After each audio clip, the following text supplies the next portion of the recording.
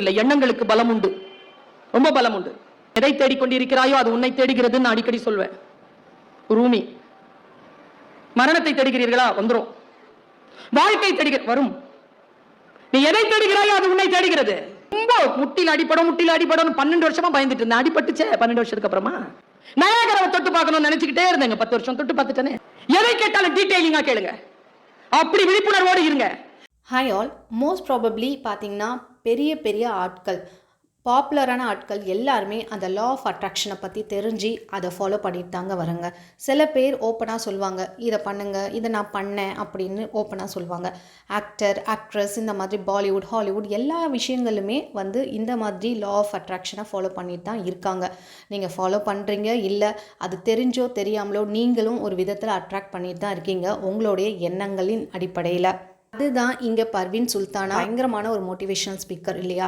So அவங்களுடைய கடந்த கால வாழ்க்கை அப்படின்பது அப்படியே ரொம்ப சூப்பராக வரல. அவங்களுமே ஒரு நகராட்சியில் உள்ள ஸ்கூலில் சேர்க்கறதுக்குமே அந்த ஒருவேளை சாப்பாட்டு கொடுத்து அனுப்புறதுக்கு கூட முடியாத ஒரு சுச்சுவேஷனில் பிறந்த குடும்பத்தில் தான் அவங்க ஒரு பொண்ணாக பிறந்திருக்காங்க. ஸோ அந்த படிப்புன்றது அவ்வளோ ஒரு கஷ்டமான ஒரு காலம் அவங்களுக்கு. அது கிடைக்குமா கிடைக்காதான்ட்டு அப்போது அவங்க புக்கு நிறைய படிப்பாங்களாம் லைப்ரரியில் போய். அப்போது உன் வாழ்க்கை உன் கையில் அப்படின்ற மாதிரி ஸ்டேட்மெண்ட்ஸ் எல்லாம் பார்த்துருக்காங்க. ஸோ அவங்க என்ன தான் பேக்ரவுண்ட் ரொம்ப புவராக இருந்தாலும் அவங்க அதிகமாக படிக்க ஆரம்பித்தாங்க, தன்னை தானாகவே செதுக்கிக்க ஆரம்பித்தாங்க. இப்படி அவங்க பயங்கரமாக உருவு பெற்றாங்க. அதாவது வெளிநாடுகளில் இவங்களுடைய ஸ்பீச் கேட்குறதுக்கு அவ்வளோ ஆர்வமாக இருக்காங்க. ஏன் இவங்க ஸ்பீச்சை கேட்குறதுக்கு அவ்வளோ இங்கே நம்ம இந்தியாவிலும் சரி நம்ம தமிழ்நாட்டிலையும் சரி பயங்கரமான ஒரு ஸ்பீச் கொடுப்பாங்க. அவங்களுடைய முகப்பாவனையே அவ்வளோ சூப்பராக இருக்கும். அவங்க சொல்லக்கூடியது என்ன அப்படின்னா, 8 வருஷமாக அவங்க முட்டியில் அடிப்படும்னு ஏனோ தன்னை தெரியாமலே நம்ம நிறைய கற்பனைகள் பண்ணுவோம்ல, அந்த மாதிரி அவங்களும் கற்பனை பண்ணியிருக்காங்க. அதே மாதிரி முட்டியில் அடிபட்டுச்சு. நயகரா ஃபால்ஸை தொட்டு பார்க்கணுன்னு 10 வருஷமாக கனவு கண்டுகிட்டே இருப்பாங்களாம். அப்பப்போ கனவு காண்றது. அதாவது அவங்க என்ன சொல்கிறாங்கன்னா, ஒரு விஷயம் வேணும் இயற்கைக்கிட்ட நீங்கள் கேட்குறீங்க அப்படின்னா டீட்டெயிலாக கேளுங்க, தெளிவாக கேளுங்க அப்படின்றாங்க.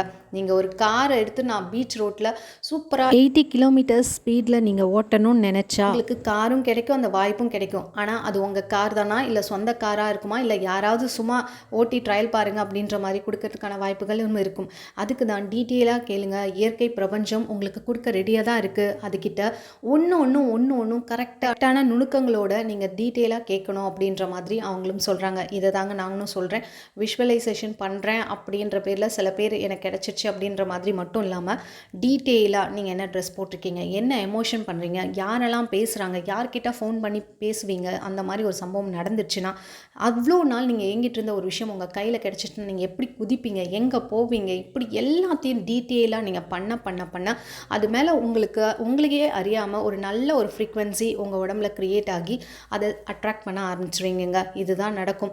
விஷுவலைசேஷன் பண்ணுறவங்க டீட்டெயிலாக பண்ணுங்கள். உங்களுக்கு கண்டிப்பாக விரைவில் சீக்கிரமாக கிடைக்கும். ஒரு விஷயம் வேணும்னா அதை தொடர்ந்து அடிக்கடி நைட்டு தூங்க போகிறதுக்கு முன்னாடி காலையில் எழுந்த பிறகு இதை நீங்கள் டீட்டெயிலாக உங்களுக்கு என்ன வேணுமோ அது கிடைச்சிருச்சு, அதுக்கு நன்றி அப்படின்னு ஒரு 5 நிமிஷம் அந்த ஸ்டேட்டில் இருந்துட்டு அதை கொண்டு வரணும். கொஞ்சம் கொஞ்சமாக தான் ப்ராக்டிஸ் பண்ணணும். எடுத்த உடனே வராது. கண்டிப்பாக ஒரு 15 நாள் 20 நாள் கூட எடுத்துக்கும் உங்களை கான்சன்ட்ரேட் பண்ணி அந்த விஷுவலைசேஷன் பண்ண ஆனால் ப்ராக்டிஸ் பண்ணணும் கண்டிப்பாக. அதுக்காக எனக்கு வரலன்றதை விட்டுட்டு நிறைய பேர் போயிடுறாங்க. அதுதான் தப்பு. நீங்கள் எவ்வளோக்கு எவ்வளோ முன்னேறி போகிறீங்களோ அவ்வளோக்கு எவ்வளோ சூப்பராக உங்களுக்கு கிடைக்கும். And money attraction class second batch February 12 ஆரம்பிக்குது. வேணுன்றவங்க மேலே தெரிகிற வாட்ஸ்அப் நம்பர் மூலிமா ரெஜிஸ்டர் பண்ணிக்கோங்க. அதே மாதிரி February 10 காலை 11:30 12:15 வரைக்கும் ஓப்பனப்போ meditation class full and full உங்களை ஹீல் பண்ணுறதுக்காக அது நடக்க போகுது.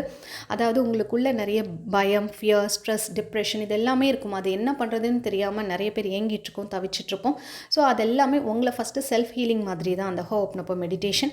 அதுக்கப்புறம் பிரம்ம முகூர்த்தம் கிளாஸ் அடுத்த பேட்ச் March 3 ஸ்டார்ட் ஆகுது. வேணுன்றவங்க இப்போலேருந்து ரெஜிஸ்டர் பண்ணிக்கோங்க. இந்த பேட்சில் சேர்ந்தவங்க எல்லாருக்குமே குட்டியாக நிறைய சக்ஸஸ் கிடைச்சிட்டு தாங்க இருக்குது. நிறைய பேர் ஷேர் பண்ணிட்டும் வராங்க. அதை நான் ஒன்றா போட்டுட்டும் வரேன். கண்டிப்பாக இந்த வீடியோ உங்களுக்கு பிடிச்சிருக்கும்னு நான் நினைக்கிறேன். ஒரு லைக் போட மறந்துடாதீங்க. லைக் போட தான் அடுத்தவங்களுக்கும் இது ஷேர் ஆகும். இன்னும் நிறைய பேருக்கு தேவை அப்படின்றவங்கள்ட்ட போய் சேரும். இது வரைக்கும் சப்ஸ்கிரைப் பண்ணாமல் தான் பார்த்துட்ருக்கீங்கன்னா சப்ஸ்கிரைப் பண்ணிட்டு பக்கத்தில் இருக்க பெல் பட்டனையும் ப்ரெஸ் பண்ணிவிடுங்க. உங்கள் ஃபீட்பேக்ஸை கமெண்ட் மூலிமா தெரிவிச்சிருங்க. தேங்க்ஸ் ஃபார் வாட்சிங்.